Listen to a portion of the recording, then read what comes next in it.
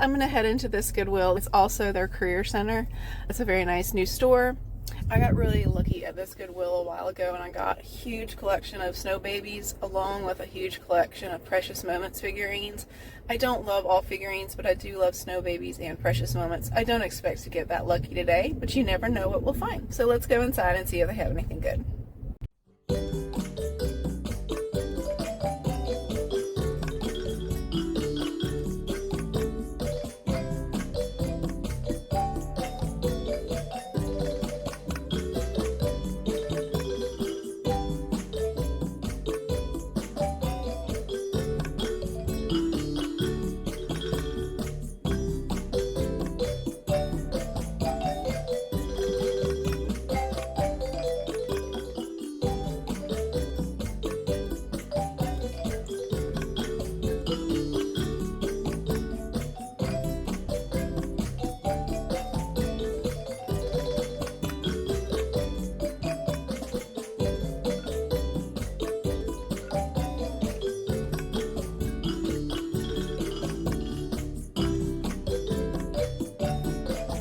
Today I'm going to share with you the Goodwill haul of items that I got for my vintage and antique booth.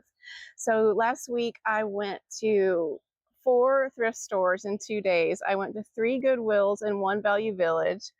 I've already done the video on the Value Village haul, so I will put that video in the end card if you haven't seen it. And then today I'm going to go through the first half of the haul that I got from the Goodwill stores that I went to. I've got it organized into 4 different countries of vintage items that I found. I found a lot of really pretty pottery and stoneware, and I think I'm going to save my most valuable piece that I got for the very last.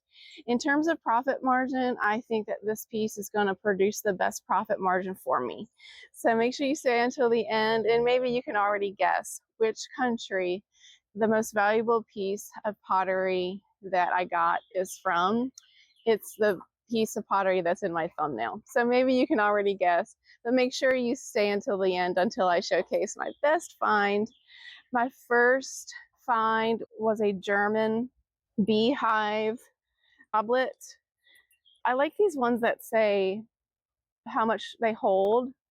So this one holds 0.2 liters. It says on the glass if you fill it up to that line. This is a German piece. I call these beehive stems because they resemble a beehive, and I've seen them called that online. This was just $1.39, and I will put $16 on it. Super cute. I wish I could find another one. Treasure hunt, find more of these. This was something I bought for myself, and I like to have these in my refrigerator for hard-boiled eggs, and then I keep my raw eggs in their carton. But once I've hard-boiled eggs, I like to have one of these to stand them up in. If you keep your eggs on your countertop, something like this would also be really cute. I sold one of these right before Easter. It was pink with white polka dots, and it was something that I used personally. So since I sold it when I saw this at Goodwill, I just decided to grab another one for myself for my fridge. It was $3.09, and the company on the bottom says Fish's Eddie. So I thought this was a great find. Wouldn't it look really pretty with blue robin colored eggs in it? But for me, it's probably just gonna have brown eggs in it. I have just really been loving speckled stoneware when I can find it. This is a Japanese hand-painted vintage stoneware soup mug. I mean, you could use it for coffee or tea or whatever, but I guess I'll call it a soup mug because it is like short and stout. It does have a stamp on the bottom that says Japan, and it's just really pretty with a very nice shiny glaze. I'm just really digging this Japanese stoneware lately, and I got really lucky at this Goodwill because there were several good pieces of it. This was only $1.39, and I'll put $16 on it. I just love it. Okay, here's another soup mug. I would definitely call this one a soup mug because it is definitely short and flat. This one has really pretty shades of blue, really nice sturdy handle. This is a studio made piece. It's signed on the bottom. It looks like it says Gale, and it was made in 1999. This is a really nice one. It was only $2.09, and I will put 14 on it.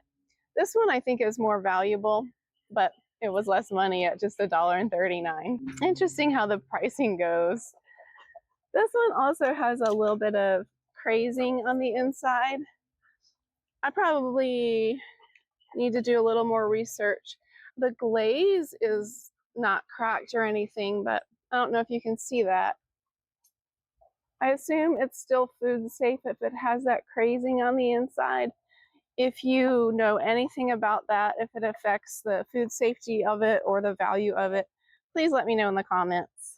Next up are these two really nice cobalt blue anchor hocking dessert trays. I'm seeing these described online as banana sundae trays. Wouldn't that be fun? These are collectible, really beautiful, cobalt blue. Regardless of whether or not you put a banana sundae in them, you could put just about anything in them, nuts or olives or whatever, or just have them on display.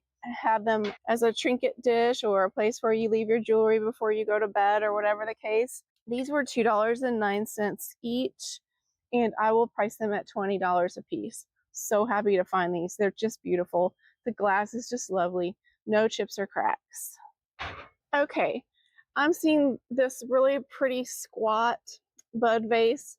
It's got a mid-century modern vibe to it, but I don't necessarily think it's mid-century. I'm seeing it described as vintage online, but I'm also seeing it described as an IKEA piece. So I would venture to guess that I probably have an IKEA piece here. It's still really cool. It was $2.09. I haven't peeled off the sticker yet. See if there's anything on the bottom, because I like to have the stickers on when I'm making these videos, so it's just easier for me to tell you how much I paid. So I paid $2.09 for it, and I will put $18 on it. I think it's super cute, whether it's from IKEA or vintage or what, still cute. And more Japanese stoneware. Look at this pretty pottery. This is also speckled. So this is going to be your sake container, your sake pitcher, I guess you call it. And these are your little sake cups. There are 4 of them. I did find one that looked just like this online, and it had its original box. Mine doesn't have its original box, but it does have all 4 perfect little cups. It's very nice glaze on it. And I like these notches in the pitcher for your forefinger and your thumb. It just gives you kind of a nice way to hold on to it, with even though it doesn't have a handle, and it creates a nice way to hold it without the fear that you're going to drop it. So for this set, I paid $5.09 for the set, and I'll put 32 on it. I just think it's lovely. The next item that I found were these 2 stoneware salt and pepper shakers, and they were all wrapped up in all of this cellophane.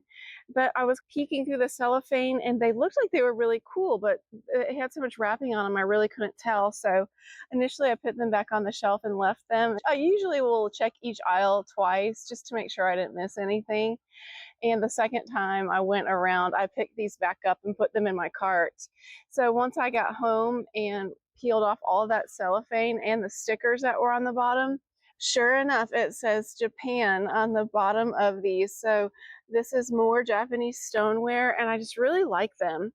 Neither of them have their stoppers on the bottom, but I do have a bag of corks that I use just for this purpose. So hopefully I have a set of corks that will fit into these holes just right. I just thought these were lovely, and I just ended up with so much blue and beige in this haul this time. So I just was really pleased when I got these home and unwrapped them and realized that they were also Japanese stoneware. The next piece of stoneware I have represents our 3rd country. So far we've had Germany, which was the 1 beehive goblet.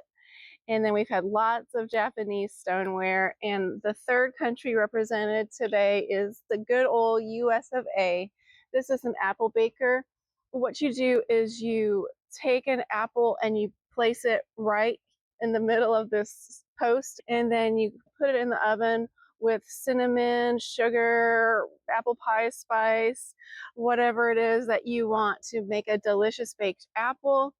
This has a lovely stamp on the bottom. It says, "The original apple baker baking dish from the town of Paris in the state of Maine." So this is USA. I have sold these before in my booth, but they were studio pieces. So this is the original. We can tell because it says so right on the stamp. When I got home, I realized that these are not terribly valuable. I paid $2.09 for this, and I will put $14 on it. I still like it even though they're not super valuable. And this is the lovely vase that is in my thumbnail for this video. I believe that this is the most valuable thing that I brought home in this thrift haul. If you guessed that this was from Mexico, you were correct. This is a Mexican piece of hand-painted pottery, and it's just lovely. More of the blues and browns that just really seem to be the theme for this haul. Stoneware, lots of blue, lots of browns and beiges. I have sold a couple pieces like this before, but they tended to be animal figurines. I don't think I've ever had a Mexican pottery vase before. This was only $2.09, and I'm seeing these priced pretty high online. But I also have to consider what my customers are willing to pay in our little store in North Georgia.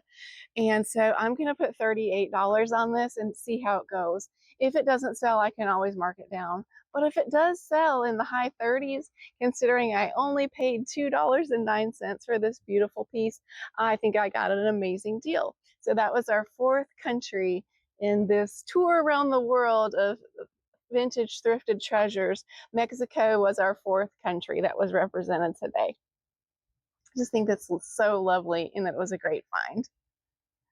Well, there was my collection of Goodwill treasures from 4 different countries around the world. I hope that you enjoyed today's video, whether you are a vintage or antique reseller with an actual booth in a brick and mortar store, or if you sell online, or if you just love to go to thrift stores and antique stores and collect for yourself.